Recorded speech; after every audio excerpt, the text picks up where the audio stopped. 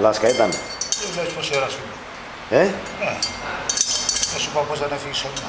Καλά, έτσι την είχες αφήσει Λάσκα. Εγώ. Το Λίσα το βγάλατε έξω. Όχι, ρε. Το εξτέναρ. Όχι. Και τι είπε ότι έκοψε λατήριο. Στο κλάσ. Που έχει κάνει το λατήριο.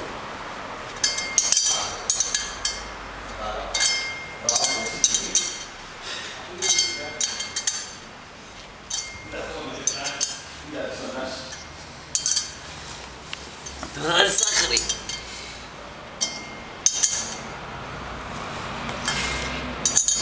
Α, να τον άρχισε πάλι. Πάλι αυτά έχουμε. Τα ίδια παντελάκια, τα ίδια παντελίνη.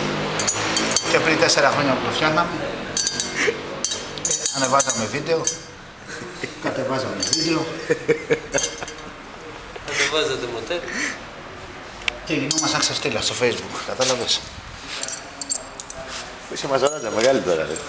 Και βγάλε. Και βγάλε. Ναι, το θέμα όμως είναι ότι έχω βοηθό το ψηλό και ο ψηλός κάθεται με τα χέρια στις τσέπες. Έλα βοηθέ. Αυτά είναι του τώρα. Έλα. Και αυτά είναι δικά σου. Ο προϊστάμενος. Δυναμομέτρησε, ναι.